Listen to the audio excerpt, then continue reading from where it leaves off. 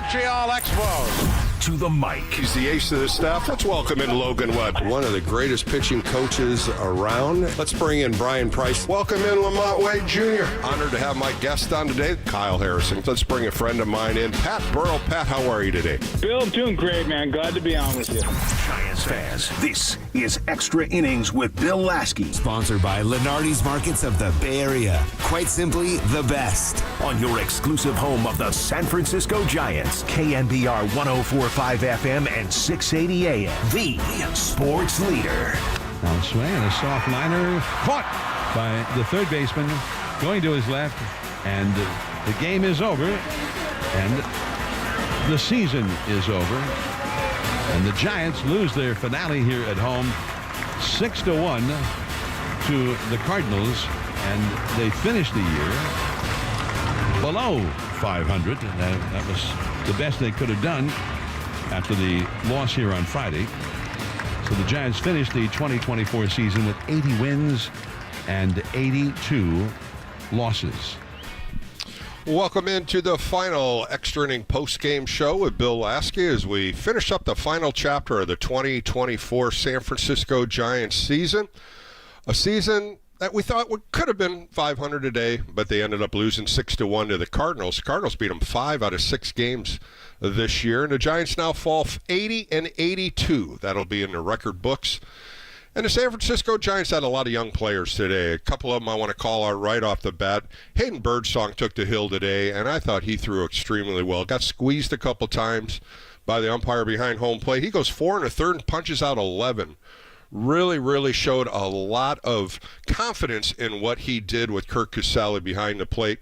And the other one was Trevor McDonald. Here's Trevor McDonald, who went through the minor league system, finished up in Sacramento. He was home yesterday, ready to watch a football game, and a call came in.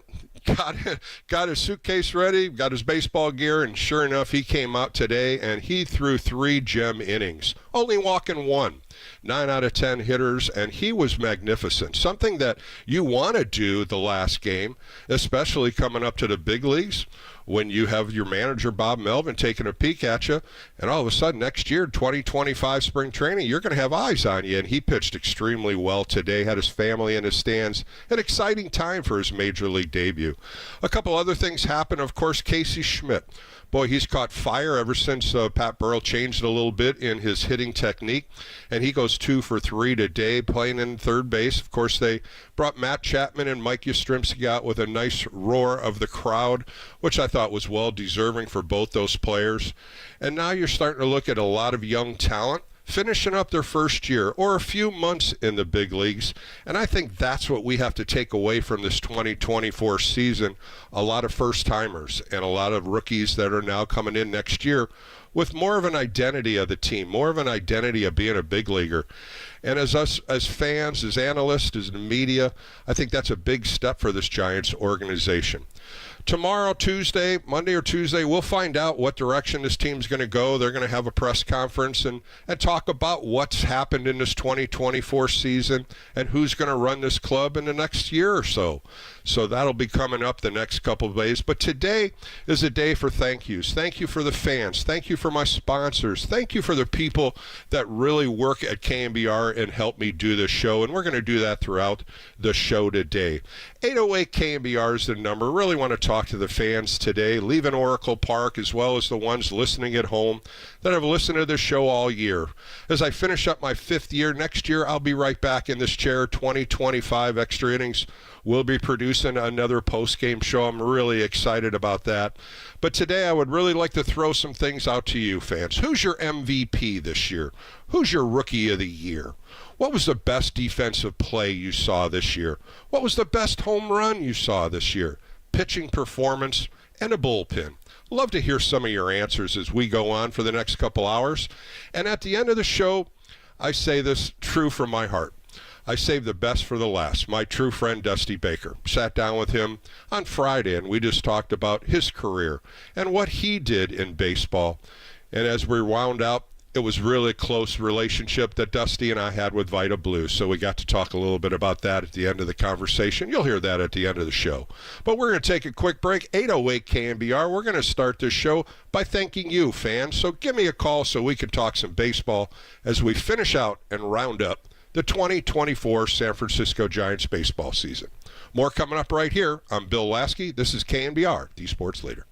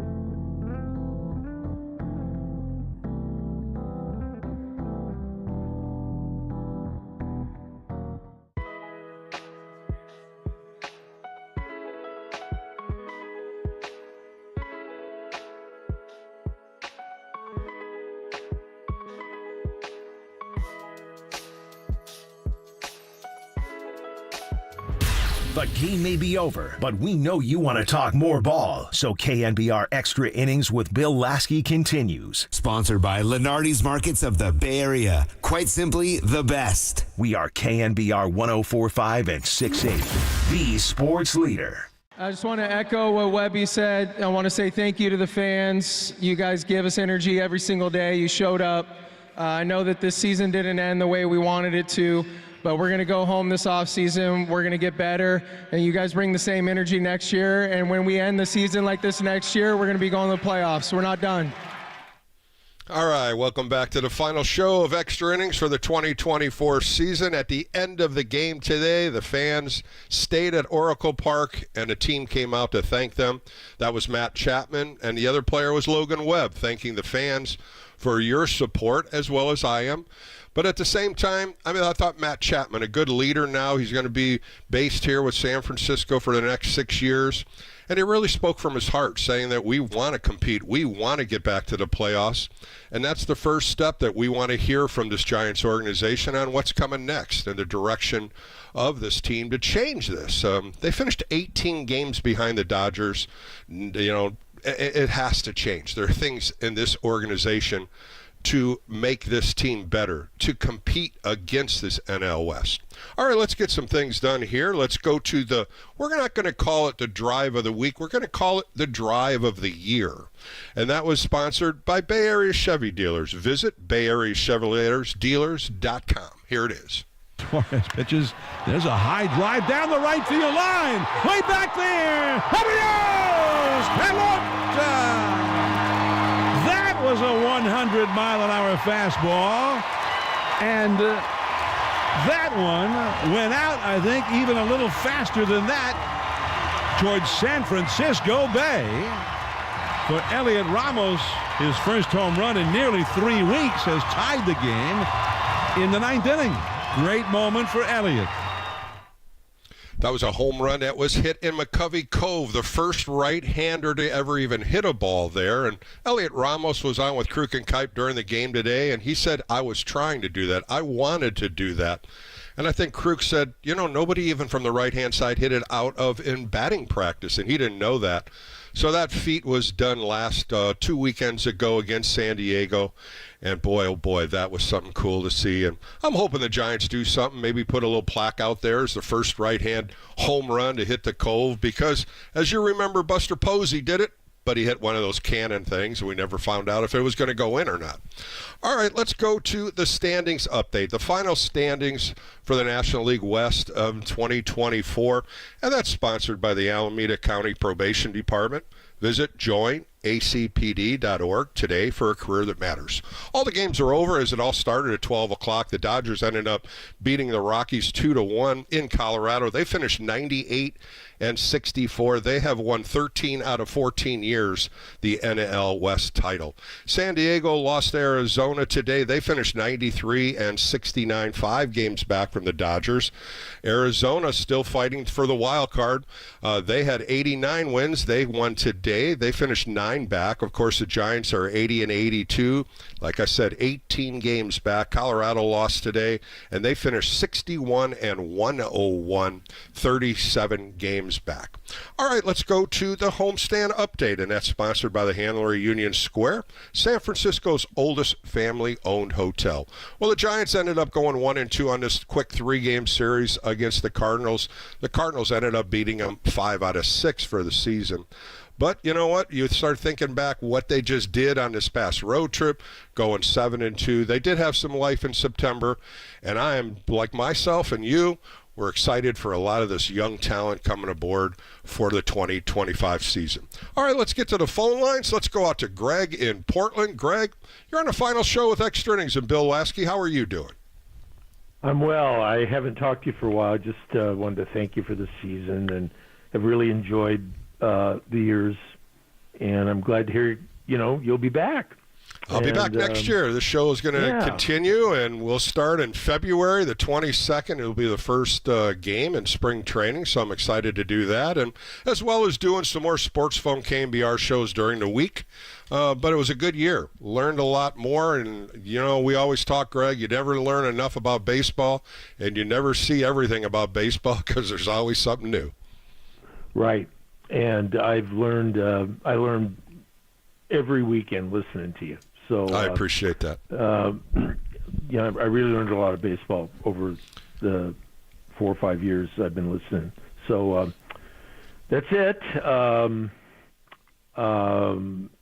like the pick of Chapman being MVP as well as the Willie Mack winner, and had a great year. I mean, I was looking at his numbers: 27 home runs, 78 RBIs, and really just one of the best defensive players. And he's in the running for another Gold Glove. And boy, some of the defensive plays he made this year, Greg, you just say, wow, I'm going to watch this guy 162 games.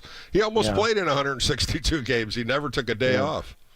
No, and early on, I knew he was good, but early in the season, April, May, and by June, he had solidified in my mind as being a real good quality player. And they got a good one, and I'm glad they stuck with him, and now he'll finish out his career in the orange and black. He loves Northern California. New baby girl, so he's going back to Arizona and having a good offseason. But Greg, thanks again for your support and your phone calls, and be well and be safe up in Portland for the winter. You bet. Okay, all right, see you in thanks, the spring. Greg. All right, let's go to Berkeley and talk to Jonah. Jonah, you're on Extra Innings on a Sunday afternoon. How are you today? I'm fine. I'm just going to provide a short analysis. All right, go right ahead, Jonah. We got to play less like a disabled ball club. I mean, what we could do in your camp is, I'm going to be funny, if you put some of the players in wheelchairs and played against the non-disabled players, it would be interesting. Or if you turned it into a wheelchair baseball game.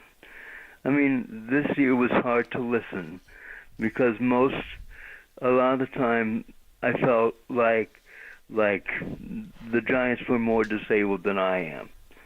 And given my disabilities, it was very hard, so I couldn't listen all the time. But we're going to have a better year with some changes at the top of the organization, I think. I mean, I'm not in that room, but there's got to be some changes as to how we approach fundamentals and do this stuff. And maybe you and I can talk in the off season or send me some stuff. I can still see things, even though I'm legally blind. But for the majority of the fans, this would be a turnoff. Okay. Well, you know what, Jonah? There was good and bad, no doubt about it. When you finish around 500, it's not what teams want. It's not what organizations want. No question there. There was some good talent on this team. There was some opening of eyes of rookies. When you look at Elliot Ramos, Tyler Fitzgerald, two players that weren't even in the mix leaving spring training. So if you're looking at positives and negatives, 500 season, you really can't come in and say, boy, we played great baseball. No, there is going to be a lot of adjustments on every angle of the game: pitching, defense, hitting, runners in scoring position. Those are all going to be dissected here when they start having their managers' meetings, their organizational meetings, and what they can do to change it.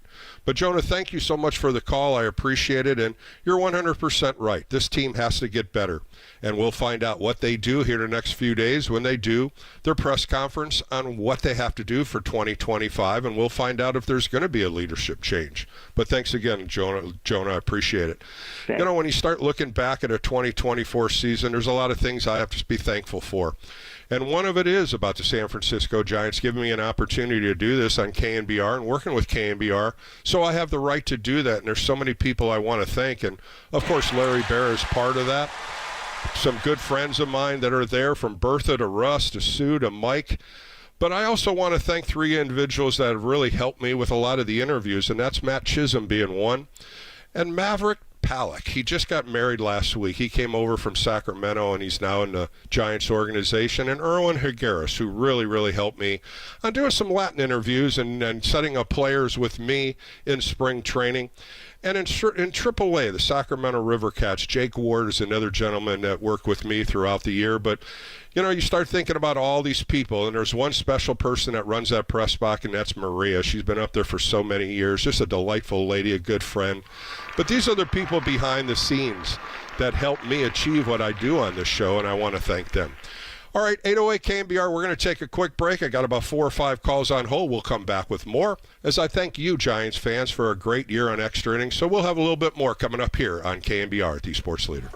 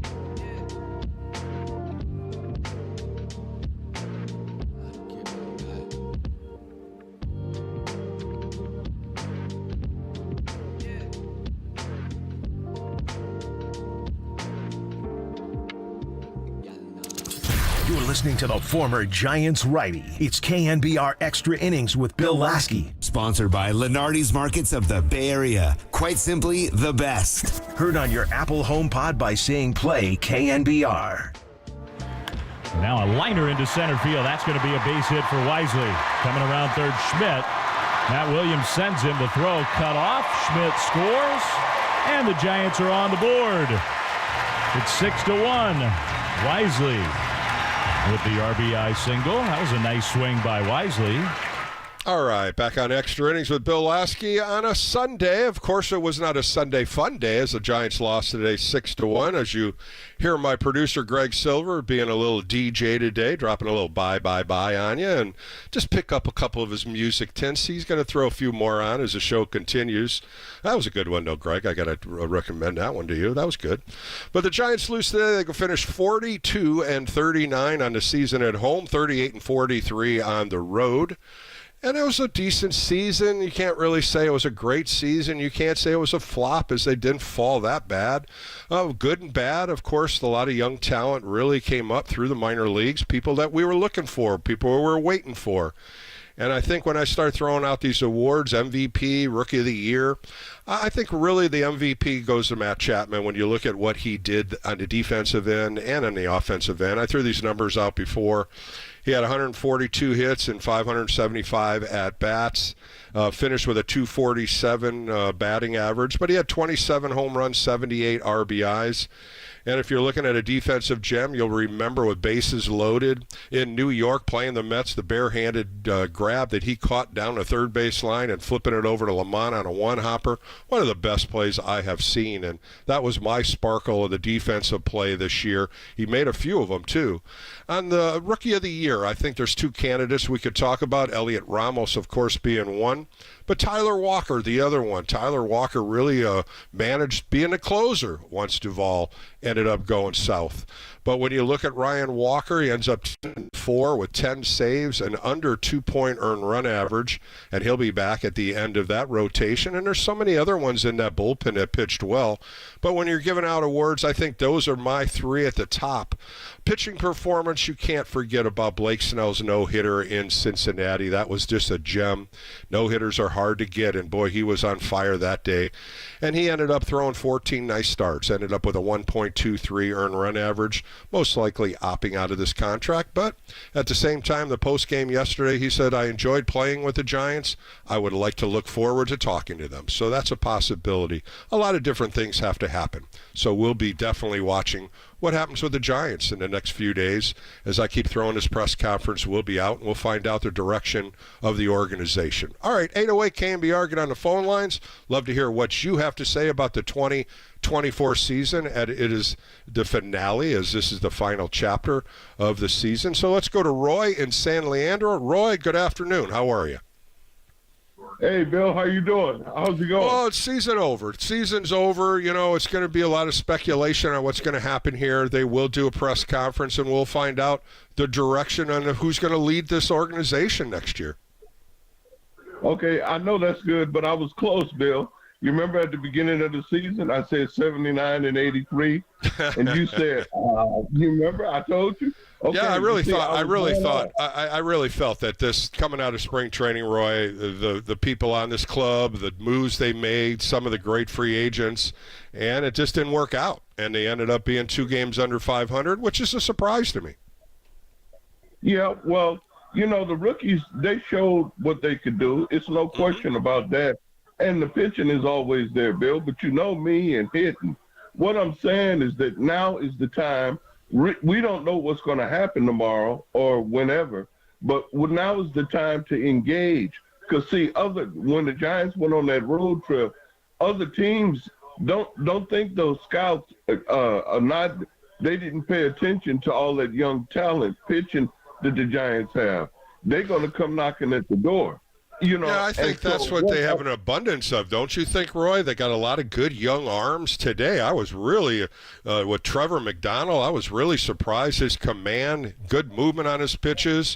And when you start looking down the line, look at how many good arms coming out of that bullpen that were first-year players. Eric Miller really had a great year as a left-hander. And, of course, Ryan Walker, Sean Jelly. And there's been a lot of other ones. Rodriguez didn't throw real well today, but he's another one that's in the mix. He's got quality stuff. Yeah, he does. All of them. That's why I said other teams are going to come knocking of that as well as I do. What I'm saying, though, is that the Giants need to Because these teams, these free agents, they don't want to come there.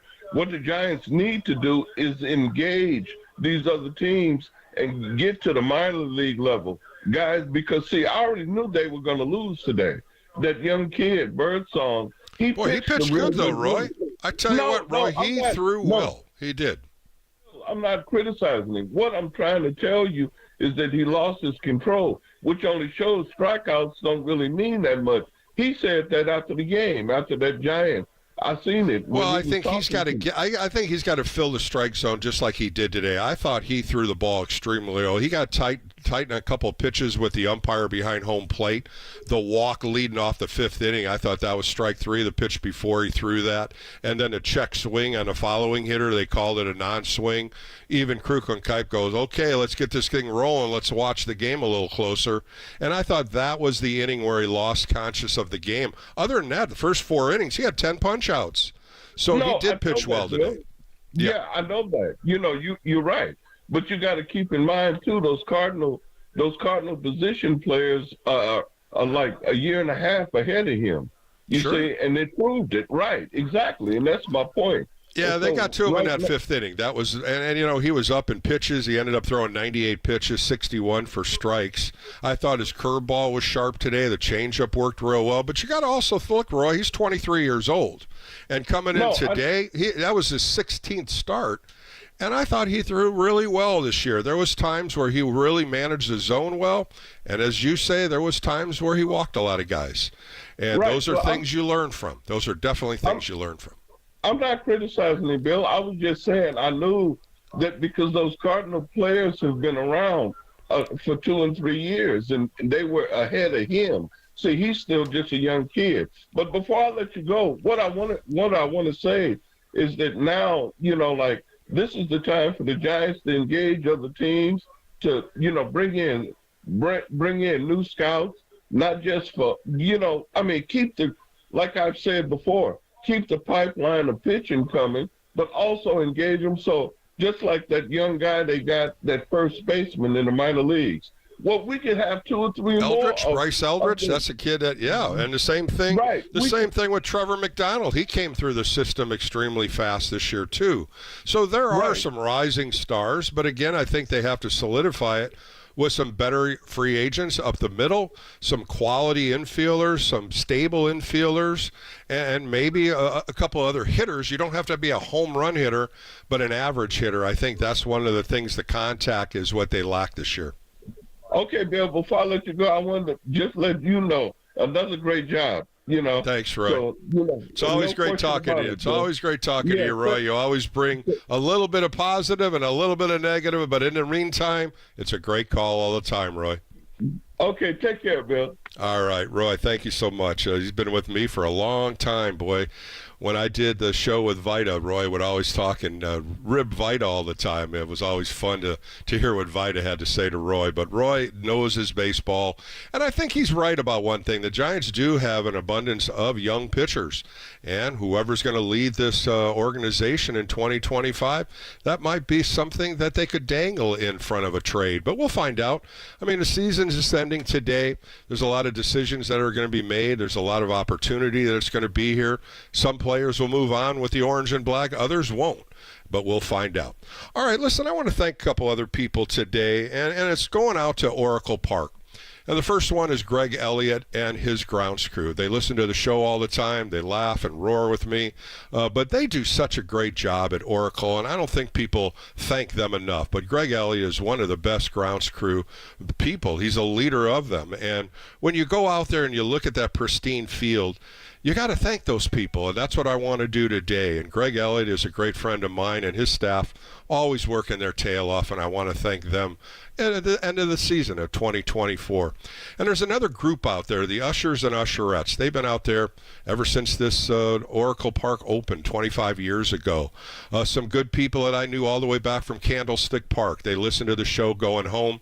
They're always got an ear for me, laughing at some of the things I say, agreeing and disagreeing.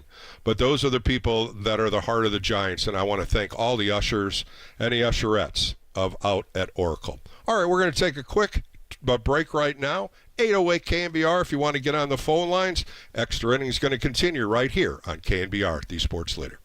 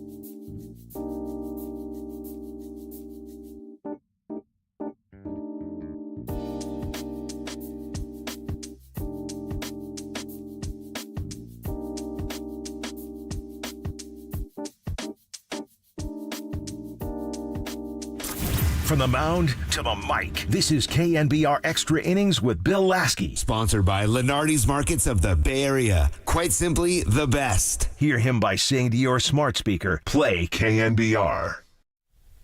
All right, back on Extra Innings as we finish out the 2024 Giants season. Of course, they lose today.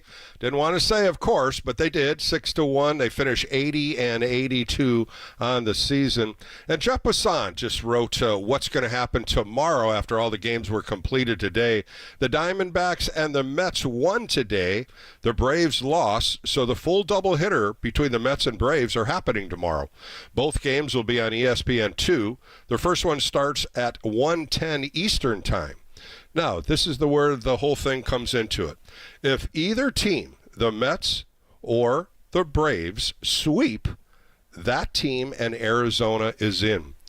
If a split happens, if the Mets and the Braves split that doubleheader, then the Diamondbacks are out. How about that? Everything riding on a doubleheader on the extra day of the season. Pretty cool. So we'll be watching that tomorrow to find out this National League wild card. All right, let's get back on the phones. Let's go to Chris. He's in Pittsburgh, Pennsylvania. Chris, you're on Extra Innings on the final show of the year. How are you?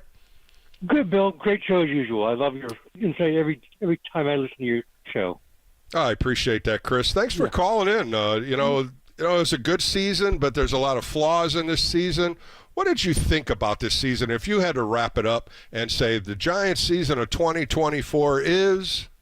A lot of promise, but a lot of discipline, or what do you call it? Disappointing? Disappointing, yeah, that's the word. Yeah. Because they had some wins they could have won, but they didn't win, and they lost some games that they won, which they really did well. Yeah, at times, you were trying to get them over 500. At one time, they were 3 games over 500, and then they'd fall right back and get under 500. It was like a roller coaster ride. They never could get a big winning streak until this last road trip. When they took 2 out of 3 from Baltimore, they sweep KC, they go into Arizona, take 2 out of 3. That was the baseball we thought, as me and you and fans, we thought we were going to see that a little bit more this year. Yeah, I'll tell you, on the MVP side, I'd probably have to say it was split between probably Lamont Wade Jr. and Chapman. Both of them played phenomenal this year, and I only see only good things for the future for those 2 guys. Yeah, I think Matt Chapman, I loved what he said. Hey, we're going to try to build this thing. We want to get back to the playoffs, and I think a lot of Giants fans love to hear it. Now you got to show it. And I think what's going to happen here is having Matt Chapman here and having a good friendship with many players. Who knows what he's going to be able to do from a friend to a friend, and maybe coerce in some other players that come over here. I think that's going to be a big key. Yeah, definitely. I mean, like I said, they have only things going up for the Giants. I mean, they're looking promising. I mean, they're not yet there, but they're just making that crest to come back to the top of the pinnacle. Yeah, it's going to be tough. And you look at the NL West, and, tomorrow, if it goes right, the Diamondbacks could be in the wild card. That's 3 teams from the NL West, and those are all teams the Giants are looking up at. So you got to look at how we can compete, not just in Major League Baseball, but how are you going to compete in the NL West? Yeah, and I'll tell you now, on the other side of the coin, the Padres were just dynamite all that second half. The second half, they got hot. Boy, they were tough. I still think they're one of the hottest teams going into this playoff, and it's going to be a tough team. The Dodgers are looking over their back at them, no question. Oh, yeah, they're snapping at the heels. Yep. So who would you take as the MVP? I think you might have said Chapman, you thought him. Maybe, who do you think Rookie of the Year? Do you think Ramos over Walker? Yeah, I would say that. Yeah, that sounds like a pretty good safe bet to say.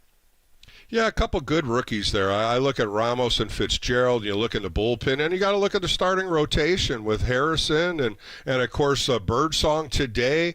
And there's going to be more. There's a lot of young talent that hasn't been tested, and some of them that have been tested, they woke up. This is the big leagues. They know what they're going to have to work on. Oh yeah, definitely. Well, Chris, thank you for the call. Thanks for the call today, Chris. It's great. Thank you for listening and supporting and looking to talk to you more in 2025. Sounds good to me. Thanks, Bill. Thanks, Chris. Let's go out to Berkeley and talk to my buddy Andrea. Andrea, it was not a fun day Sunday. What's going on? Yeah, we're actually between 2 eclipses. Bill. So We there's had the one answer? September- Is that why? Well, it's a time of transformation. Put it that way. All right. Yeah, September 17th, we had a full moon lunar eclipse. Happened to be my Virgo birthday, and then Happy October belated 3rd, birthday. Thank you, dear. And then October 3rd, we're having a new moon solar eclipse. Okay. So the eclipse portal is definitely a time of transformation and change. So That's all kinda, coming up this week, it sounds like. Yes, it kind of sets the tone, as they say. So basically, first things first, want to thank you for your unique blend, your unique Sagittarius blend of optimism and honesty. There you go. I like that second one. Yeah, I'll tell I you am an about honest the person, fans. Andrea. Some fans like it, some don't, but at least I'm not sugarcoating it, right? Oh, I love it. If it was a bad loss or really frustrating, there you were calling it as you see them. Win, lose, or draw, we can always rely on you to be there and talk us through some challenges and be optimistic about some things coming on the horizon. So basically, thank you. I'm so glad you'll be back next year. Yeah, thank you, Andrea. I appreciate that. And all your calls, let me throw that back out to you. And you give a lot of light to the show. You bring some laughter and some good image, good thought pattern on some of the things that we talk about. And I just want to thank you for one reason, because you always bring up the age of these players. You always do that to me, Andrea. Well, I bring my unique astrological perspective. And as an astrologer, we always need the accurate birth date. There So you we'll go. always include the year in order to cast their chart properly. But some of these youngins, Hayden Birdsong, August 30th, 2001. It's like nice to be on the same page with you and be like, 2001? I have some clothing in my closet older than that. So, it's just kind of nice to be Well, on it was the fun journey with all of it, together. Andrea. You're a fun caller. You're a delightful person to talk to, and I want to thank you also for supporting Extra Innings. You've been there for all 5 years with me. Oh, absolutely, positively, and I do mean positively. And There you go. it's just always nice to look forward to the show. And today was, I was hoping against hope we get to 500, but be that as it may, Matt Chapman, I would agree with the MVP choice, April 28th, 93.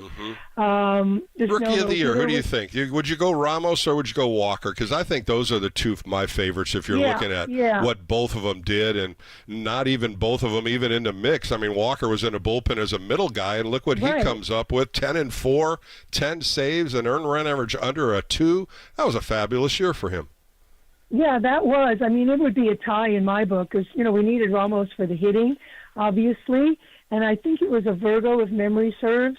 But, you're a pitcher. I really admire how important pitching is. And hats off to Ryan Walker for holding things together in the late innings, always important. And you got to look at Elliot Ramos. I mean, Ramos had a great year this year when you're talking about 22 home runs, 72 RBIs, hit over 270 for a guy that really came up May 8th. He wasn't here for the whole year. And I think you could pencil him in either in left field or right field next year, most likely left field. A good quality bat in maybe the second spot or maybe a little deeper in the hole in the fifth or sixth spot. But I think what the Giants need, they got to get some hitters. They got to get away from the strikeouts and to call strikeouts and put the ball in play more.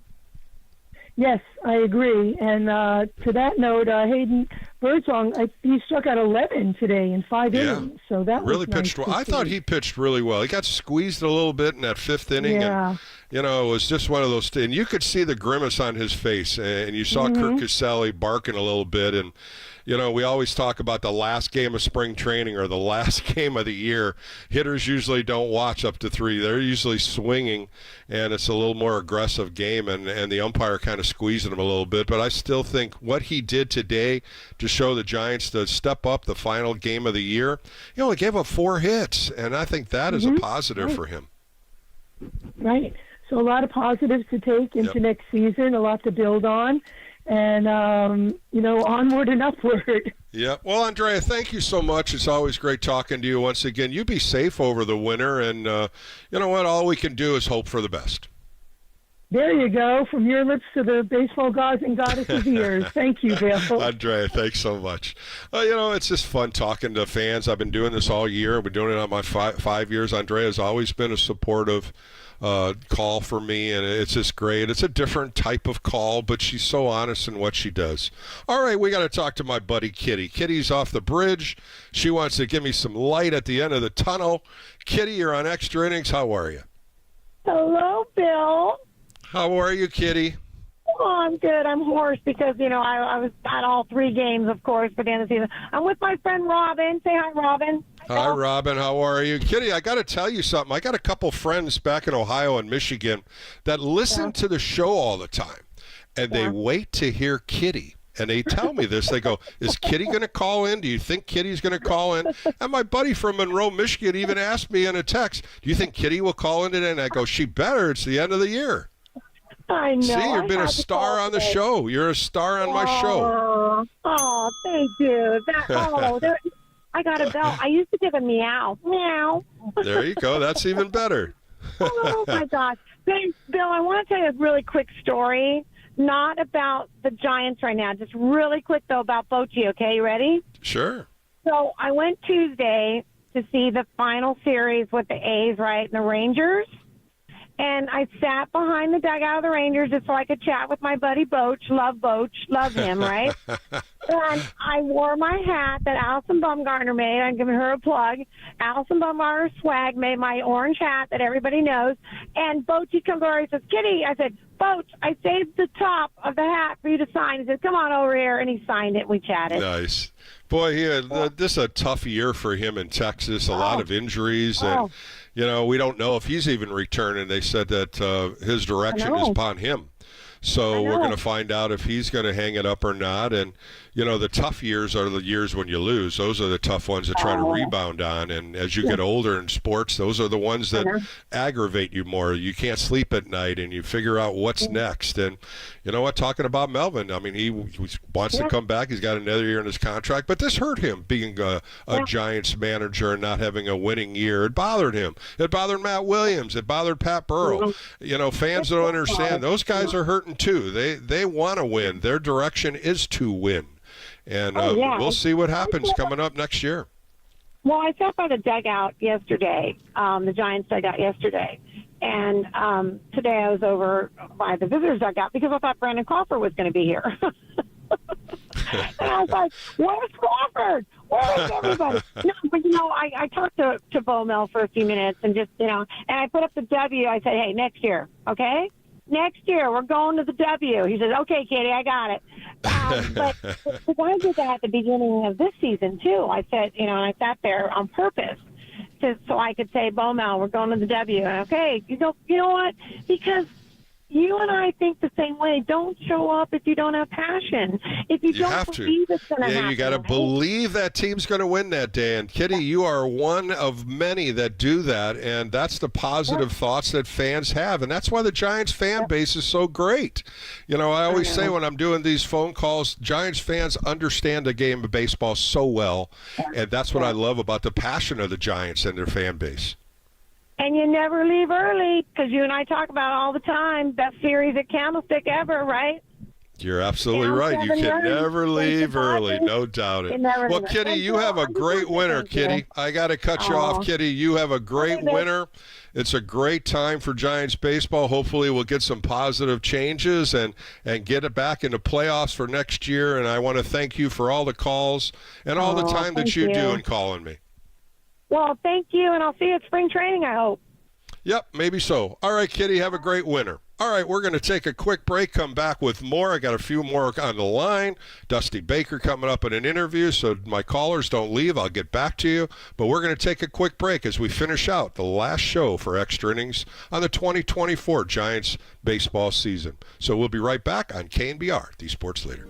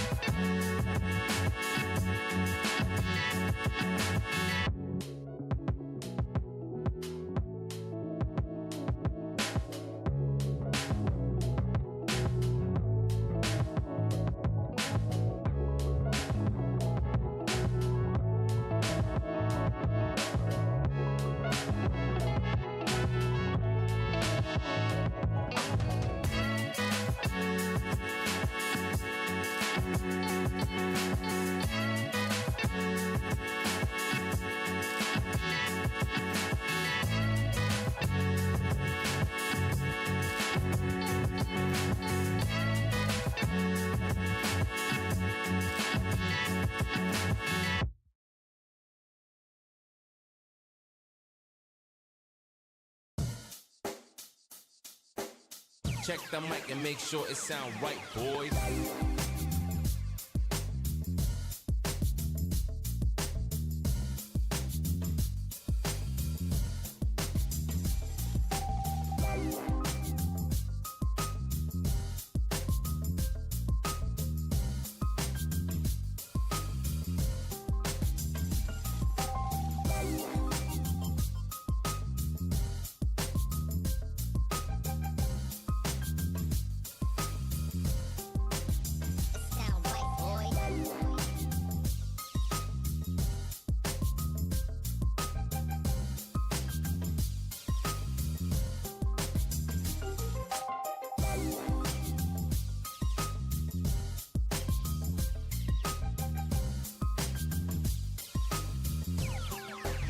It sound right, boys.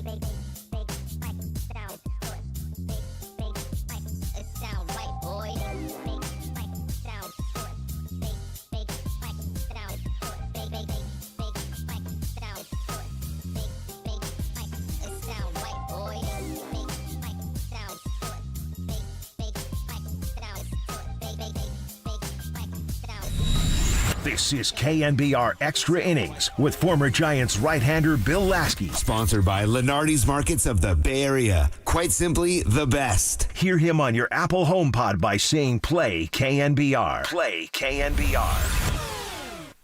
All right, back on Extra Innings for the final time for the 2024 season with Bill Laskey. I was looking at the month-to-month wins and losses. When you look at it, you're looking at a 500 team. When you look at what they've done, in April they were 12-14. In May they were 15-13. In June, 12-15. July they had a winning month, 13-12. August, 14-13. And in September, 12-13. So when you add all that up, it's 80-82. A team that could never get on a hot spell. And sure enough, we're sitting here, and they're in fourth place in the NL West. Bags are being packed in the clubhouse. Things are going on, travel plans, and now they're going home. And now we start looking ahead for the 2025 season. But before we do that, you know, Extra Innings has sponsors, and I have some really good friends that sponsor for me. And you've heard these commercials all year. And the number one is especially Lenardi's Markets of the Bay Area, 8 different locations.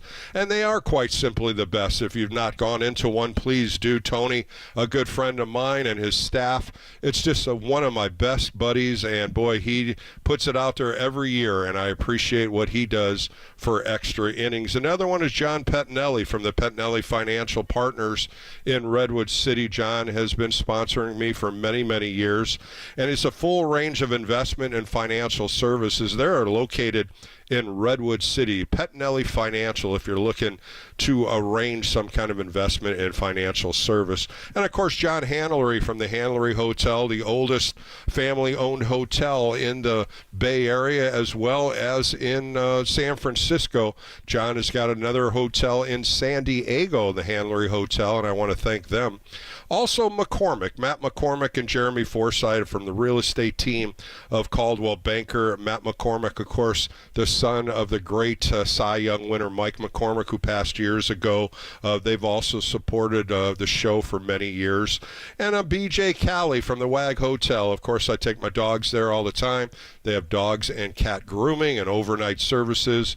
A great sponsor for Extra Innings. Bennett Glass, a company with Maury and Ben. They're a local family-owned and operated Bay Area window and door and skylight supplier. They're also in Redwood City. City, Bennett Glass. And these are great people, good friends of mine. They've sponsored throughout the years for Extra Innings, and I'll be knocking on their doors soon for the 2025 season. All right, let's get back to the phone lines. I want to thank more and more people, especially the Giants fan base, for supporting the show for many, many months and many, many shows. So let's get back to the calls. Let's go out to Walnut Creek and talk to Dennis. Dennis, you're on Extra Innings with Bill Laskey. How are you today?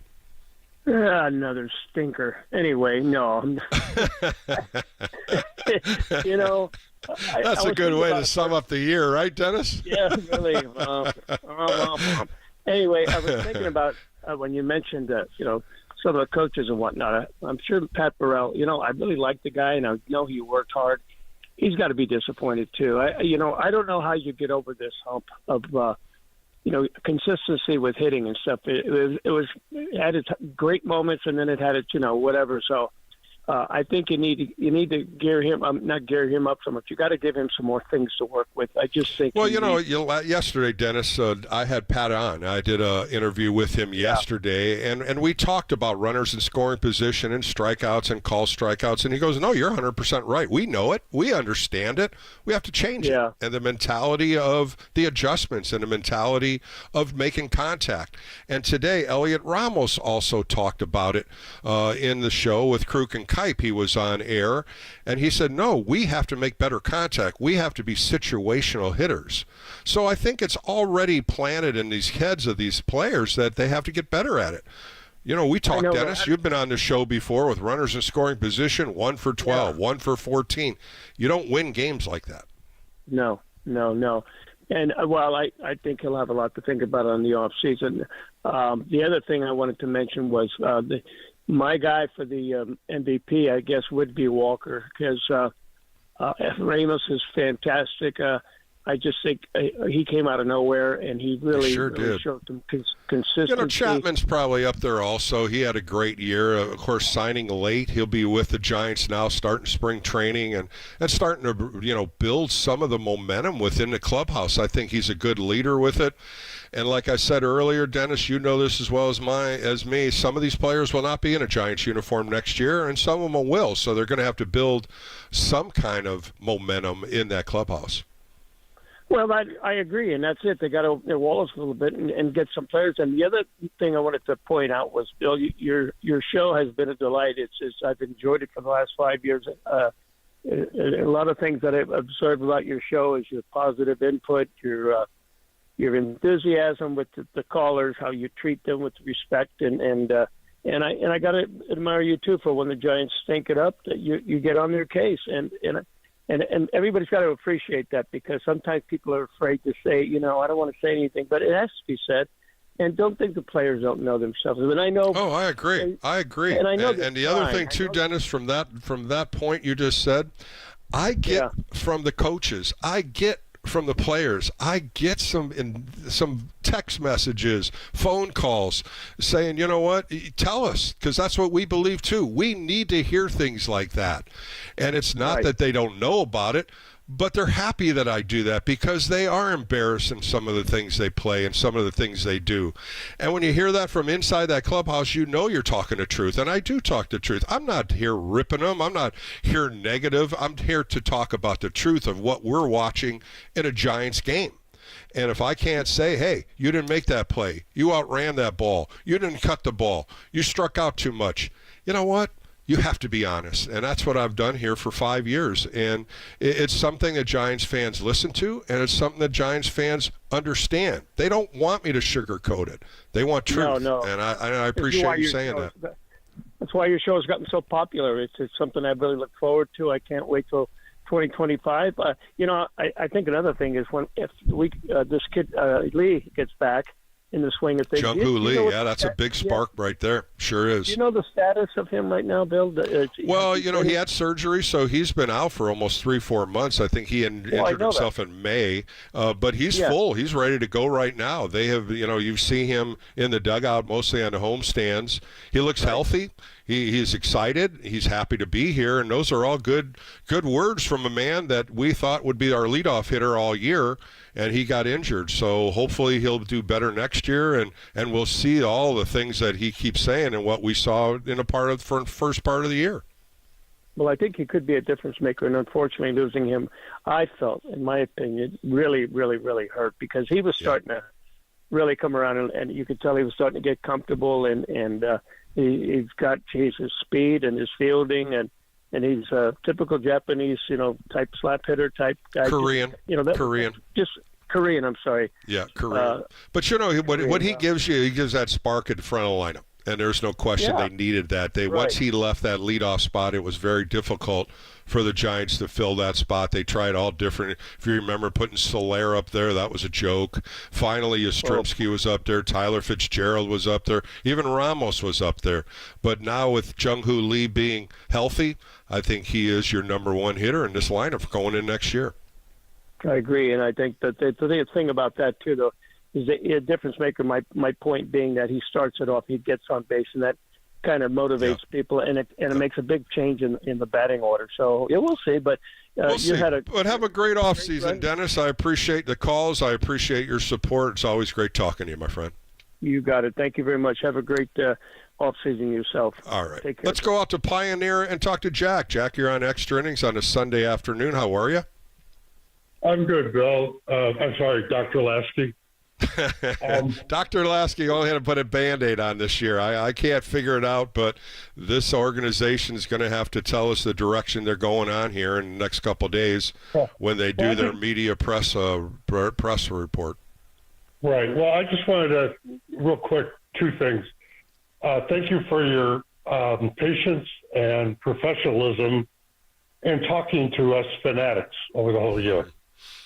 If you had $5 per session, you wouldn't be in the studio talking to us.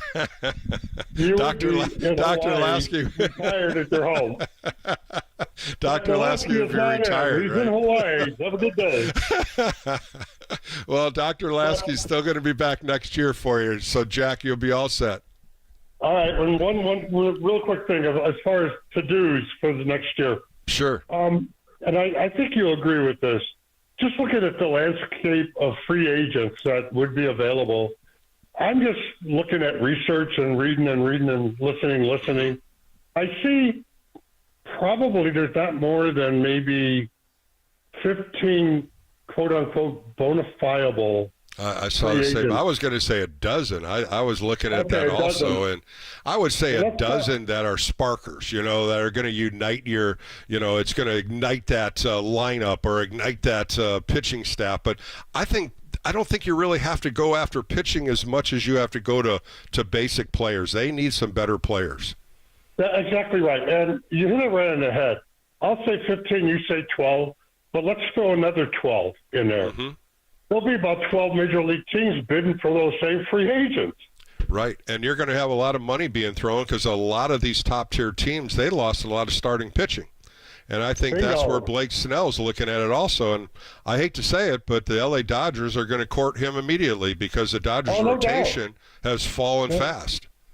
So you're going along with the argument that I want to pose.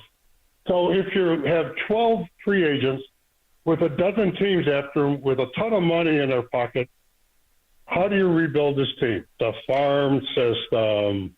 Well, I think you got to look at the trade market. I think there's some people that could be traded. Yes. I think trades could happen. Yeah, and you're going to find a little bit more. I was talking to my producer about Paul Goldschmidt. He's a free agent. Would you take him on for a year? Would you take him on for 2 years? And really, then you take Eldritch and kind of pull him back a little bit? Or do you take a chance and bring Eldritch up as a 19-year-old rookie? These are things they're going to have to question. It would be great to get a couple hitters, not just power hitters, but contact hitters. I think that's the number one thing you got to look at. Bill, at a minimum, we need 3 contact hitters and a power hitter in that lineup. Yep, I agree. Jack, thanks for the calls. It's been great. Jack, have a great winter. I appreciate your insight. And, I'm going to put that sign out for Dr. Laskey, out of practice. No, I want you to stay in practice. You're How about out for the winter? How's that? There you go. I'll talk to you later. All right, Jack. Thanks again. I appreciate it. He's always calls. Jack loves calling me Dr. Laskey. Talk him off the roof. Talk him in my. Put on a couch, Jack. We'll talk baseball. All right, let's go out to Modesto and talk to Joe. Joe, you're on Bill Laskey's X-Rating Show. How are you? I'm great, Bill. Hey, your last two guys, the compliments they gave to you, I'm 1,000% behind that. They're exactly right. Thanks, Joe. I appreciate you calling in too and talking baseball. It's great. Giants fans do this all year, and to listen and for you to pick up your calls and call me. Those are things that I can't thank you enough, because the call-in shows with great Giants fans, the knowledge of the fans are countless. Okay, so I've got a comment to make, and I've got a question. And fire away.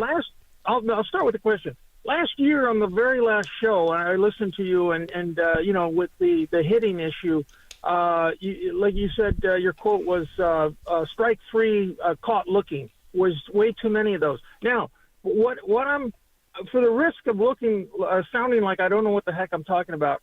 The approach at the plate. It seems like they're waiting. They're caught looking because they're waiting for their pitch. Now you're an ex-pitcher. Now you study the opposing team. You're not going to give them their best pitch. So why not hit the pitcher's pitch? Well, I think what they do, Joe, is, when they look at those iPads, they look at what frequent pitches the pitchers throw in different counts, and I think that's what they go to the plate for. If I'm 0-1, he usually throws a breaking ball. If I'm 0-2, he elevates the fastball. These are things that when they look at analytics, they'll be able to tell you what I like to throw in certain counts.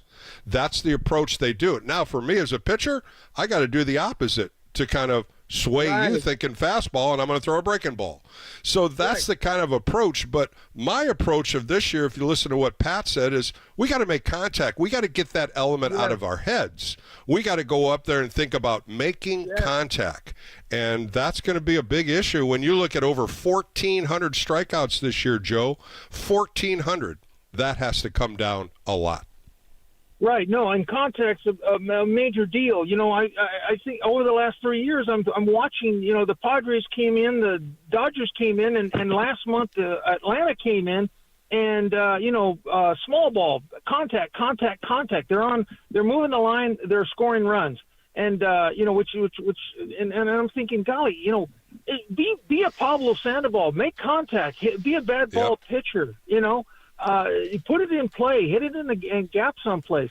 You just said something, Joe, right there. It doesn't have to be a strike to put it in play. Yeah. If you see it, put it in play. A lot of times you can go inside out and hit a ball to right field, maybe even lay a bunt down. I saw even Lamont Wade Jr. trying to bunt today. The guy made a great play. The pitcher pitched really well for them for St. Louis today.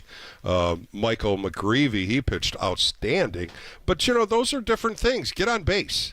Elliot Ramos said something today, and I really listened to him, on TV today when he said, we need to get on base. We need to have better approaches. So, like I said earlier, it's starting to happen. These guys know what they have to do, more discipline and more contact.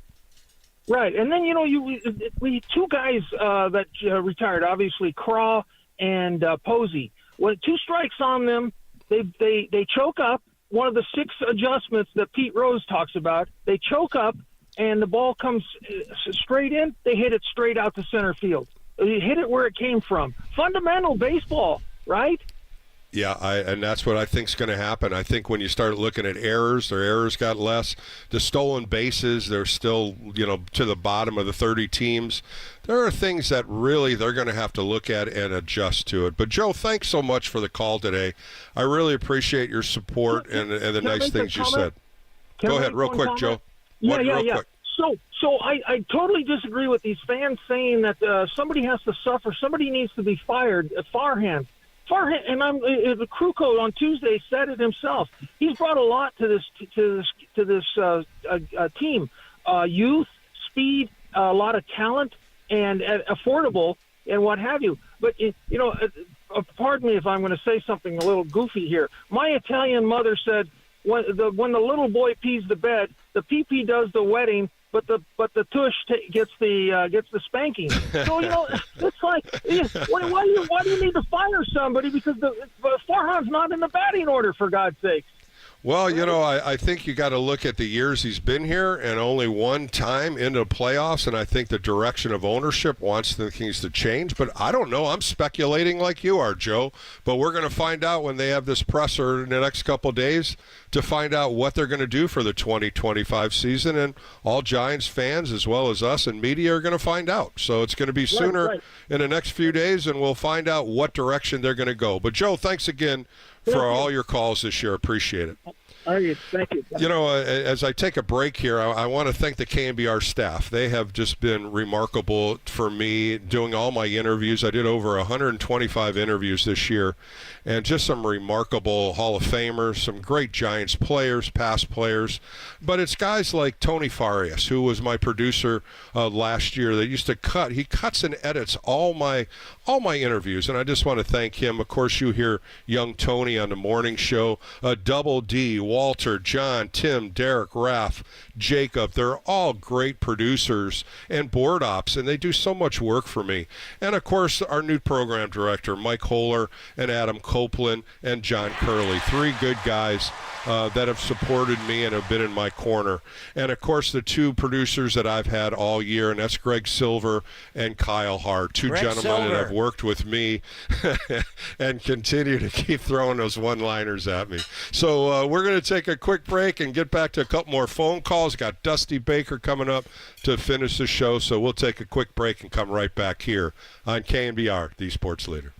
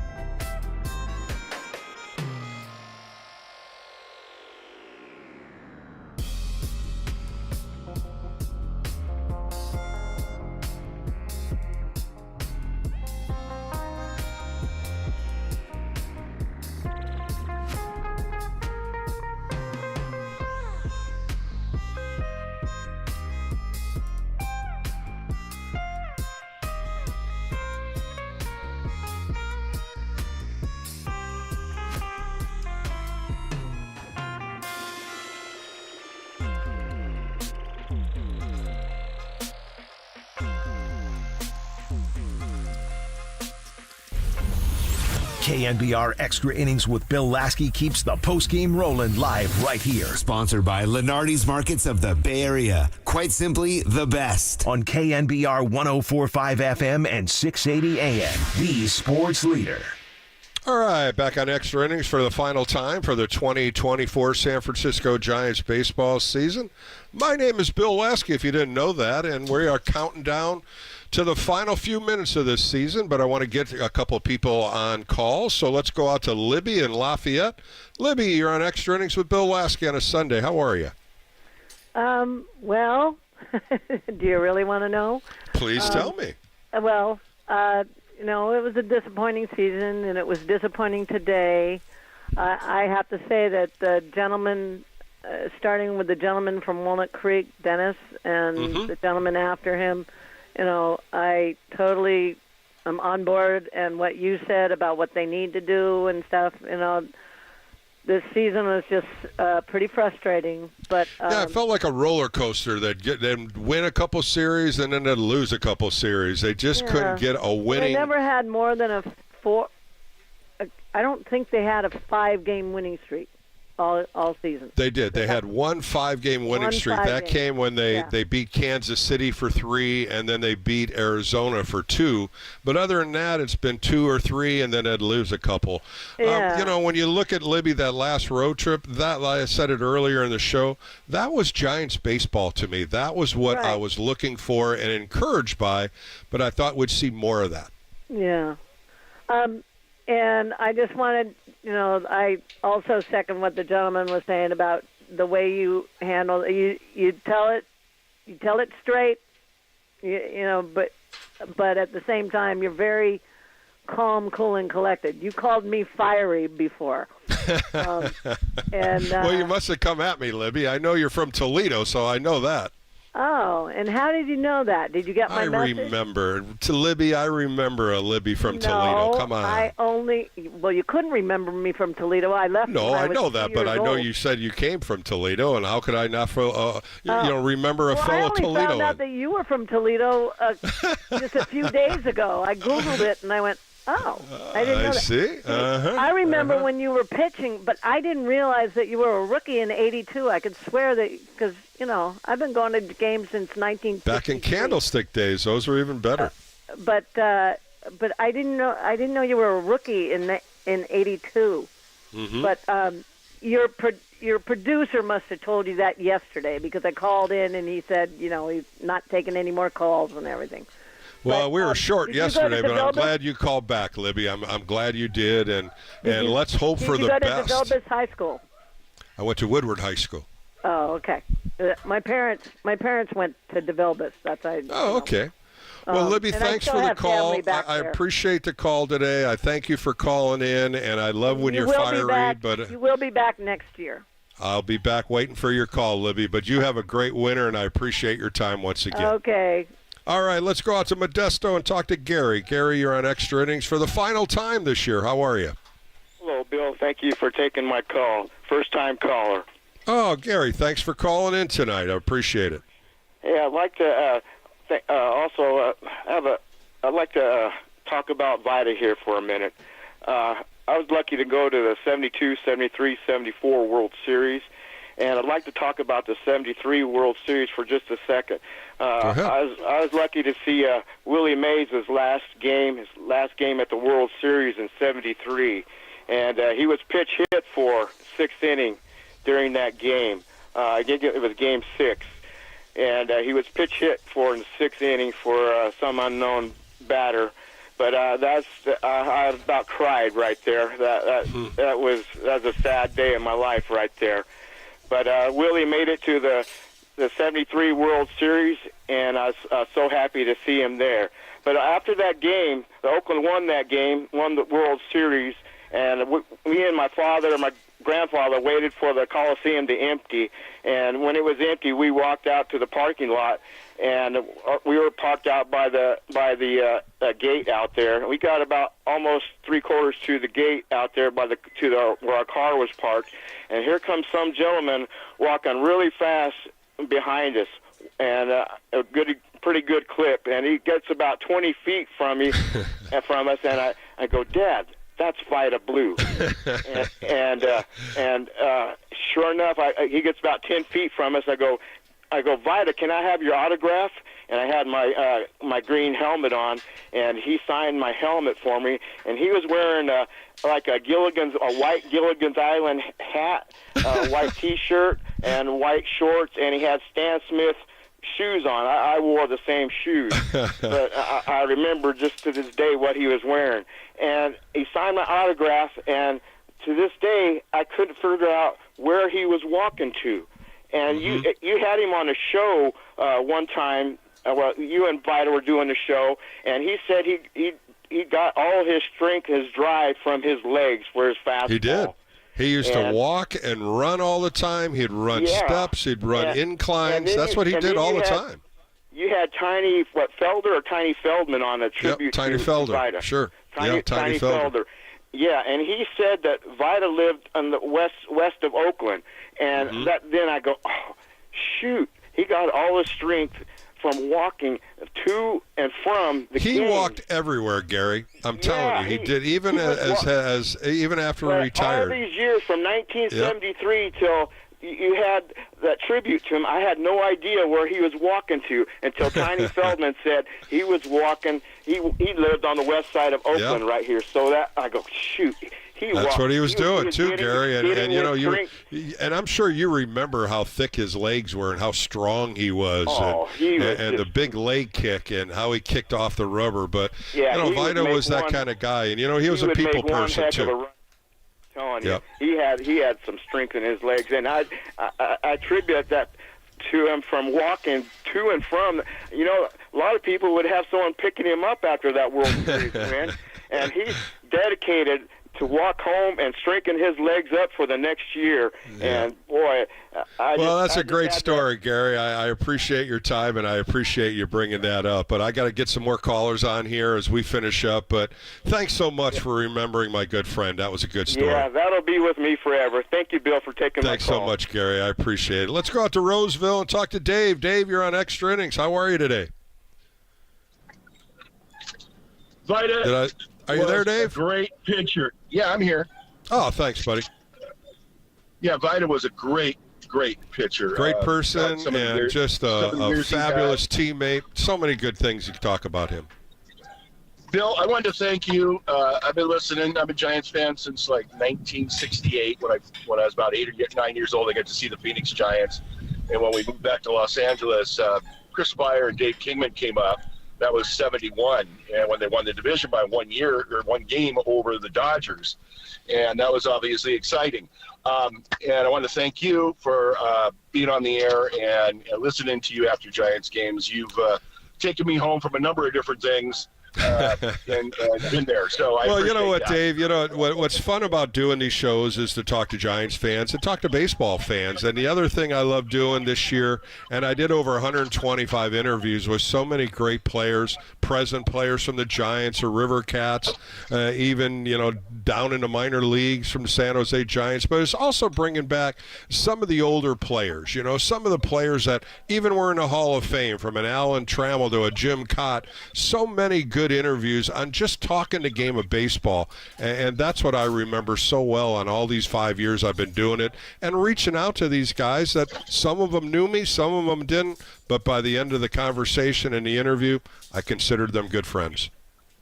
That's what's made you so great, and it's wonderful to listen to you. One of the things I wanted to bring up is I would like to see the Giants get back to, we've talked about athletic players. Yes. I'd like to see them get back to some things like bunting. You probably pitched against Brett Butler from the Dodgers, right? Well, he was a little later than me, but he was fantastic. I had Brett on this year. We talked about bunting. We talked about getting guys over, because a lot of the conversations, if you remember, I asked them about runners in scoring position. I asked them about strikeouts, because I wanted to hear their thoughts on how to change it and their thoughts how to adjust to it. And Brett was one of them. Put the ball in play. To forget about swinging hard, exactly. Put the ball in play. Exactly. So I would like to see, because the Giants have a number of guys, these young kids, Fitzgerald for one, that can steal bases. And it would be really I think they should take advantage of that. Teach these kids how to bunt during the off season, and continue to work on it so they can lay down the bunt, get on base, and steal and create situations that happen. It's been too much of the striking out and waiting. Yeah, I think that theory is going to be gone. I think the hitting coaches have seen it. I think there's going to be adjustments on it, and we'll see what they do. If you want to take a listen on the podcast on my conversation with Pat Burrell yesterday. It's up there. Take a listen how he wants to change things. But Dave, it's a pleasure talking to you. I thank you for the call, and let's look forward to a better year in 2025. Absolutely. You take care, Bill. Thanks a lot. All right, You've thanks, been awesome. Dave. Let's go out to Stockton and talk to Don. Don, you're on Extra Innings as we finish up the San Francisco Giants 2024 season. How are you tonight? Hey, Bill. Good to hear your voice. I've missed you the last few weeks, but I didn't want to get on the bad stuff that's been going on, but Chapman was just a great pickup, and I mean, he played great for the A's, but he really helped us out, and he's going to help us out next year. And, of course, Snell is one of my favorite players. The guy throws that no-hitter and the 15 strikeouts the game before. I mean, that was unbelievable. But, yeah, Chapman, his last 14 starts, Don, he was unbelievable. He was the guy that won those 2 Cy Youngs. And, why wouldn't you test the market? There's a lot of teams out there that need starting pitching. He's going to listen to the Giants, and the Giants have so many different things they have to do than throwing $30 million into a pitcher for the next 3-4 years. I think they'll encourage him to come here. They'll talk to him, but there's going to be some other teams throwing him some big money. Yeah, I see that, and then also Blake Snell, and also what was I thinking of? I'm sorry, I lost track. That's all right. I mean, we were talking about Chapman. You were talking about how well he played, and you know what was good about Matt Chapman? He stayed healthy. I think that was one of the bonuses the Giants had. If you remember last year with Toronto, he had a couple injuries he couldn't get over. This year he stayed healthy, played in over 150 games. I mean, that was remarkable, and his defense was so stellar. He started stealing bases, and I figured he was going to get to 2020, but he had, 28 home runs, and I don't know what they did today. Yeah, 27 home runs, 78 RBIs, had 15 stolen bases. So pretty good season. Very good. Really good season. But, Don, thanks for the call. I appreciate it. And let's see what they do for the 2025 season. But have a great off season, Don. Appreciate it. You too. Bye-bye. All right, let's go to Bob in Saratoga. Bob, you're my last caller for the 2024 season. How are you today? Doing well, Bill. I just wanted to thank you for your program and being able to talk to all of our fans and help us along and keep us encouraged and having played the game. Well, Bob, you brought a lot of energy this year. You always do in your calls, and you just don't call in. You call during the week, and a lot of positive things come from you. And also some of the questions that you bring up are positive on that side of how to make the change. What's the adjustments they have to make? And that's what I say. Giants fans know the game of baseball, and you don't pick up the phone. You pick up the phone. You want to talk about them and try to get the answer.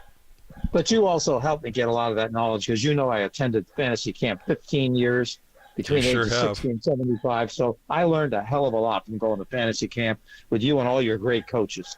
So well, we had a good crop, and, we got another one going this year, Big League Coaching. You can look at it, bigleaguecoaching.org is the website. Hoping I can get some more campers to show up there. Got a good flock right now. But we always have fun, Bob. You know that. You've been there. Well, without you prompting me, just to make sure we all understand this, that if there's any way I can help you by convincing people why they should go, it's the best thing I've ever done in my life, and I've done some And you great had things. fun. Boy, you had a lot of fun, Bob, and no question. You did. But And listen, Bob, thank you again. Thank you for calling in. Thank you for all the encouraging words. And just like you and many Giants fans, I appreciate all the time you give me. All right. Thank you. Bye. Thanks, Bob. Before we break, I want to talk about a couple of things that happened this year that memories bring. And that's, of course, the passing of Willie Mays, the passing of Orlando Cepeda, 2 great Hall of Famers. And just recently, passing of a good friend, Timmy Haller. Of course, that's Tom Haller's son, who was the general manager of the Giants. Just a time to reminisce on 3 great people in my life, as well as 3 great people that wore the orange and black. All right, we're going to take a quick break, come back with Dusty Baker. A great interview I have set up here for the best for the last. For Bill Laskey, this is Extra Innings. Dusty Baker coming up next right here on Sports Leader, KNBR.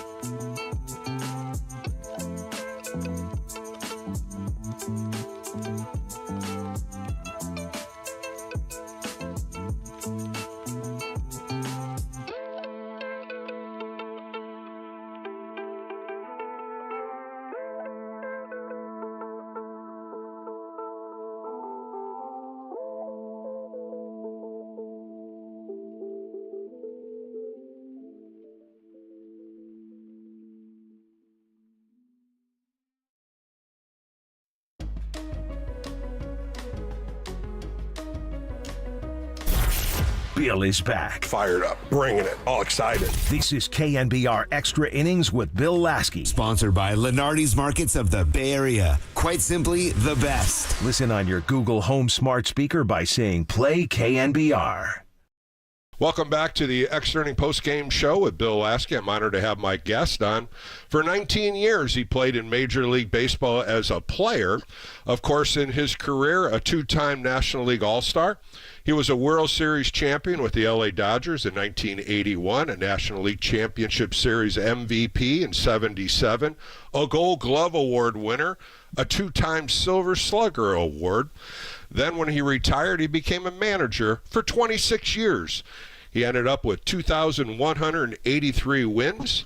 With that total, he managed the Giants, the Cubs, the Reds, the Nationals, and the Houston Astros in the 2022 World Series Championship.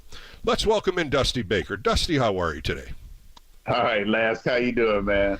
I'm doing good, my friend.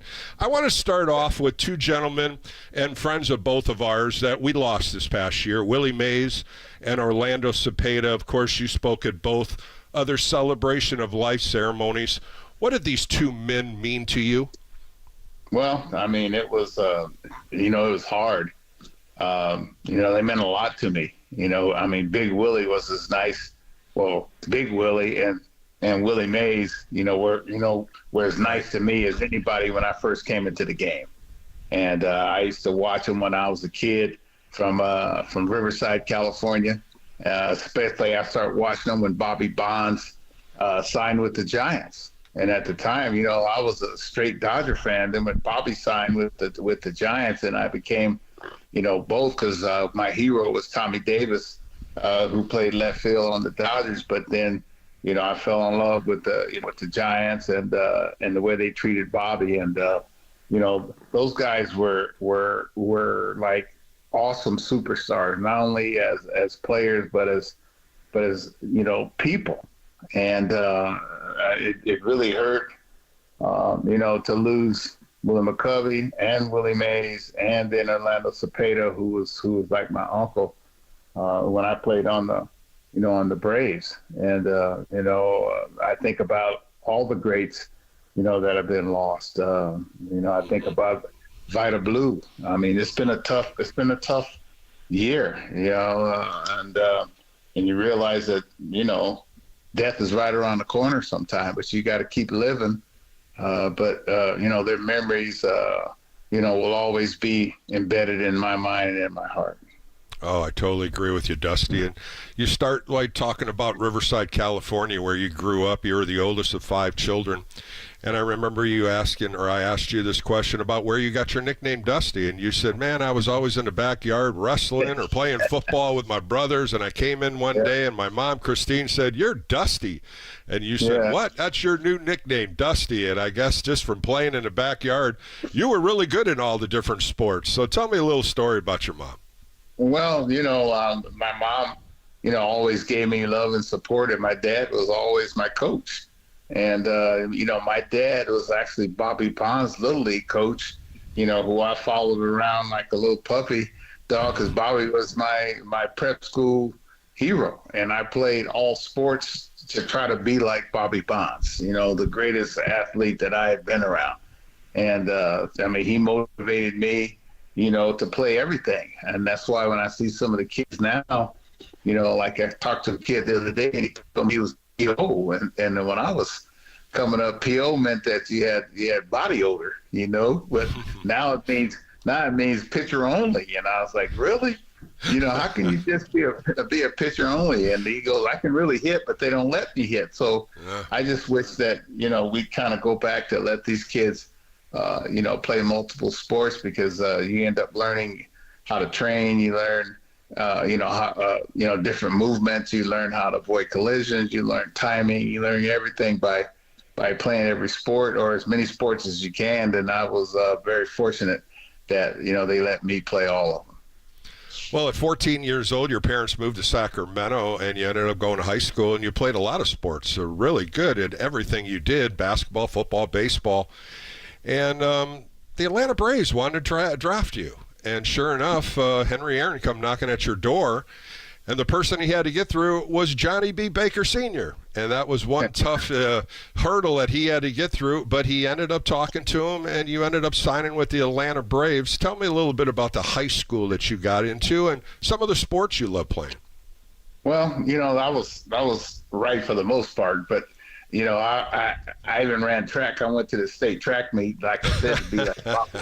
No, to be like Bobby Bonds, because Bobby had the state long jump record, for the state of California, and it was a little. I got a rude awakening my first day of school when there were only two black kids in the school, me and my brother, and we had moved from Riverside, which is totally a mix, with black, white, Mexican, a few, Asian Americans. And then it was kind of a shop, I played all four sports. And it was actually my door. My mother and father had just gotten divorced. And the economic spokes of the wheel were off by my dad having to get an apartment. I'm the oldest of five. I was supposed to go to the University of Santa Clara, which my dad wanted me to go there and play basketball. But my mom and I, the week before I was supposed to go to Santa Clara, the Braves had drafted me a couple months before that. And I had prayed to the Lord. I said, please don't let me get drafted by the Atlanta Braves, because there was, a lot of unrest in our country. I mean, there were riots, there were freedom marches, you saw the dogs, and you saw all the fire hoses, and we were in complete unrest, anti-everything, anti-Vietnam, anti-conformity, and so I really didn't want to go to the South, but that ended up being the best thing that happened to me, because Hank Aaron promised my mother that he would take care of me as if I was his son, and which he did. And my dad and I, we didn't. I was just looking at some papers yesterday. My dad and I didn't speak for 3 years, because he was so against me signing, and even took my contract to court. And the state of California was deemed the trustee over my finances, except to buy a car and go to school until I was 21. And that's when I started watching the stock market, because they invested that little pennies that I had. They started investing it in IBM stock and Standard Oil California, and my money tripled. And by the time I was 21, my dad was no longer a bad guy. My dad, we started talking again, and it wasn't that my dad wasn't talking to me. It was a little snotty-nosed kid. I wasn't talking to my dad, and you signed with the Atlanta Braves, Dusty, and it was tough. You had to go to the minor leagues, and we talk about some of the things that you just talked about: racism, hate, disrespect. You had to jump through the minor leagues and deal with a lot of that. As a young kid coming out of high school, 18, 19 years old, how did you make that happen? How did you get through it? Well, I went through it because I had some good guys surrounding me. I was always the youngest on the team. And, players take care of players, especially if you show a certain amount of respect and loyalty to different people. And I was very, very fortunate on my first team. I had Ralph Garr, who was drafted the same draft from the South, and he had gone to Grambling. So, he knew how to live and survive in the South. And I had, big brother, so to speak, that ended up being my friend for a long time. And Cito Gaston was on the team, and all these guys, they took care of me, and it seemed like in every town that I was in, whether I was in Greenwood, South Carolina, Richmond, Virginia, and Shreveport, Louisiana, I always had a older lady that always wanted to be my mama, and so they would cook for me, they'd make me go to church. I mean, it was sort of, the Lord was sending me these guardian angels, that I really didn't want, because I wanted to be in the streets and wild. But I always had, always had these people that, that took care of me, and I'm glad they did. Dusty Baker joining me on the Extra Inning Postgame Show. You play 8 years with the Atlanta Braves. Of course, you got to play with a lot of great players, and of course, Henry Aaron being one of them as a mentor. And you were on deck on April 8th, 1974 at Atlanta Fulton County Stadium when Henry Aaron hit his 715th home run off Al Downing. An exciting point of baseball, an exciting, it's just a moment in history. And what I loved about it with Henry Aaron running around the bases and he got to home plate, his mom and dad came out of the stands and gave him a hug. I thought that was so special. You were on the on-deck circle. How rewarding was that for you? Well, it was very rewarding. You know, I could have been the first one to the plate, but I didn't want to do anything to steal any moments away from Henry's record-setting night. And his mom came out of the stands, and his father, and she draped her arms around Hank because Hank had some threats that night that, like a lot of nights that he was going to get shot or get killed. And so his mom was going to take a bullet for her son. And it appears that she was just hugging him, but she was hugging him for a purpose. And that was one of the greatest nights that I had ever experienced, not knowing, what it really meant for history, because I was just there as his friend and there like his son and playing ball. But the longer I'm away from it, the more, the more glamorous it gets. And the more fortunate I feel, for being in that situation and being there. Because it's like I said, it was like I was chosen, to be there. I didn't choose myself, but I was chosen by them. Well, on November 17th, 1975, Dusty Baker was traded to the Los Angeles Dodgers, a move that really highlighted your career and really stepped you into some great moments with the LA Dodgers. How excited were you at that time? And, the changeover, coming back to California, coming back close to Riverside where you first grew up. How rewarding was that moment? Well, it was rewarding, especially when I had asked for a trade, and I was ready to come back west, and I was ready to win. See, that was the thing. I liked Atlanta. I liked Atlanta a lot. I was born in Atlanta, so to speak, in my baseball career, and I matured in LA. And when I went in to ask for a trade for Teddy Robson, who was the general manager, he asked me, had I ever been to Cleveland? And I said, well, why every time I ask for a trade, and so I called Hank. I said, how come every time I ask for to be traded, he says, I have been to Cleveland. And at that time, Cleveland wasn't the Cleveland it is now. They had an old ballpark. They were in last place. They weren't drawn. It was cold. And fortunately for me, they traded me to L.A. where I always wanted to play. I had number 12, just like my hero, Tommy Davis, growing up. And so it was very rewarding, very exciting. I didn't do very well my first year there. I remember hitting a home run my first at bat, and then I didn't hit another one until I think July the 4th or something like that. So the first years were tough, and then the next year, we hit 30 home runs. We went to the playoffs, and then things turned around from there. But I loved playing in LA simply because we were winning. And and how many kids get to wear their heroes uniform, play the same position, batting order, and play for the team that they always wanted to play for as kids. Well, Dusty, I want to talk a couple honors that you have. And the first one is the Gold Glove Award. You obtained that in 1981. In 19 years in professional baseball, a .986 fielding percentage. That year was outstanding. You only had 2 errors that entire year. What did you do every day? What did you do in spring training? What did you do in the off season to make that defense spectacular? Well, I came up as a center fielder.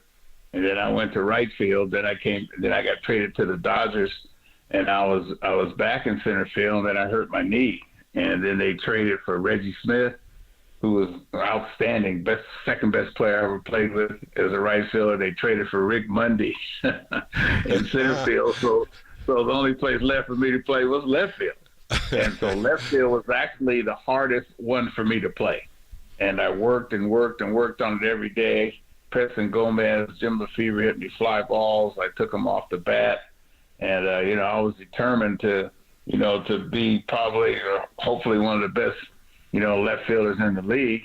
And at that time, now they give Golden Gloves per position, one to the best right fielder, one to the best center fielder, and one to the best left fielder.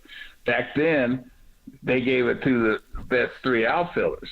And most of the time, they were center fielders. you know, so it was very difficult. That's probably one of my most proudest moments is to get a gold glove, considering all the great guys that we had in the league that were especially playing center field. Well, 2 times you made the National League All-Star team, and the first one, like we talked about, you went to Cleveland. Cleveland, Ohio was the first All-Star team you were in 1981. National League won that 5-4, and in 1982 you went to Montreal, and they National League won that one 4-1. When you look at that 1981 All-Star team, Gary Carter, Pete Rose, Mike Schmidt, Dave Concepcion, George Foster, Dave Parker, the list goes on and on. How was that your first time going into that locker room? Well, you know, since I made All-Star team in my and I didn't. Well, I made one as an alternate Little League, and I didn't make any in Pony League, Colt League. I'm serious, and that was the first All-Star game. That was the year of the strike. The All-Star game was the introduction of the second half, and I remember when I walked in the locker room, first thing I was met by Pete Rose and Dallas Green. And Pete Rose told me, he goes, "Hey, man, I helped get you on this All-Star team, and because you're a winner. And, you know, the American League hadn't beat us in 10 years, and they're not going to beat us now." Then as soon as I walked in the clubhouse, I was like, "Oh, boy, we got to win." And but, yeah, it was great. It was great, especially to see, I think that stadium held 50-something thousand people. And yeah, that was it was a beautiful night, and we ended up winning the ball game. I think Mike Smith had a couple homers, and you know, that was the first game back. That's why I was shocked that Mike Smith hit those home runs, because he must have really been working out. We were out, I think, 50 days in 1981, and so that's a long time to be out. Well, after you retired, you ended up being a hitting coach for the San Francisco Giants, and then you went into the manager's office for 26 years, as I said, 2,183 wins. Of course, with that resume, 3-time National League Manager of the Year, all with the San Francisco Giants, 93, 97, and 2000. I want to just reflect on the year of the first year, 1993, 103 wins, 59 losses in your first year as a manager. You look up, you got Kurt Manwaring, Will Clark, Robbie Thompson, Willie McGee, Barry Bonds, Matt Williams, Royce Clayton, on the hill, Billy Swift, John Burkett, and even Mr. Beck. How was it your first year wearing that orange and black? Well, I mean, I knew those guys because I was a batting coach, so that made it easier me and easier on them, I think. And you know, we were you know, we really wanted to turn it around, and we got Barry Bonds the first year of Barry Bonds, and Bobby Bonds, my hero, was my batting coach. But the thing that that stood out the most is the fact that we could catch the ball. You know, we had like, I think, 4 Golden Glovers that year. Had another 2 coming later, and another 3 or 4 that had won Golden Gloves, you know, in previous years. And you know, we took pride in catching the ball, especially on the infield. You know, and and we also had probably, I think, the best bullpen that I've ever had. And you know, that taught me, man, if you don't have a bullpen, you don't have nothing. That's what Yogi Bear said. And we had like Rod Beck was closing; he got the credit, but I had Mike Jackson and as my setup man, and then I had Kevin Rogers was a left-handed setup guy, and then I had Jeff Brantley and Dave Righetti as my 6th inning guys, and then I had Dave Burba was my long man that won 10 games. And so, you know, we were ahead in the 6th inning. Boy, the game was almost over, and that's a great feeling for a manager, for your team, and a bad feeling for the opposition. A couple more questions with Dusty Baker as we wind down the extra inning post-game show. When you hear the words determination, resilience, positive, what a smile, competitive spirit. Stats aren't measured with hits and runs. Statistics are won by heart and soul. That was a line for Dusty Baker. How do you feel about that? I don't know. Did I say that? No, somebody else said it. But they were talking about you, and that's why I wrote that. That's pretty good. Well, hey, I mean, I guess that's the story of my life, and you got to have a storyline, but I mean, determination and perseverance and hard work, covers over most things. And the thing about it is, I remember one time my daughter asked me, why must I win all the time? And I was like, I couldn't answer. All I said is, I'm supposed to. She goes, Dad, that's no answer. She might have been like 6.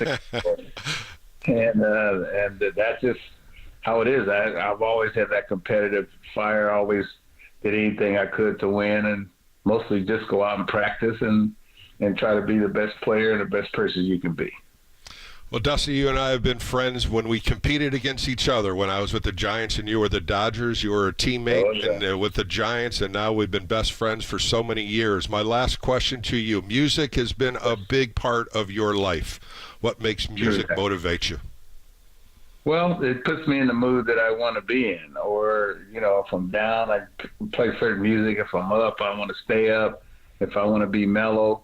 And, music was always in our house. My mom and dad always had music. And, as long as I can remember, I'd go to concerts and I'd be kind of a little bit envious of the message that musicians would send to the people. And the guys that some of my best friends, like Elvin Bishop, I'm still great friends with Elvin, whom I met through John Lee Hooker. And, like entertainers have a special way of showing the world their inner feelings. And in baseball, you can hit a ball as hard as you can and do this and do that, but it's like people never really know who you are. Where a lot of times, most time in music, you're singing from your soul and your heart and about life's experiences and just different joys and happiness, but also sadness. And, it sort of covers the full spectrum of life, and that's why I love music. Dusty Baker, you've been a special friend of mine in my lifetime, and I just want you to know I thank you for your time today, and be well. Thank you, man. We had a lot of laughs, and we still will. hey, man, and we both missed the Blue Boy. I mean, I really miss Vita, and I know he loved you. Yeah, we both did, and he was a special man to both of us. But Dusty, thanks again for your time today. All right, man. See you later, lads.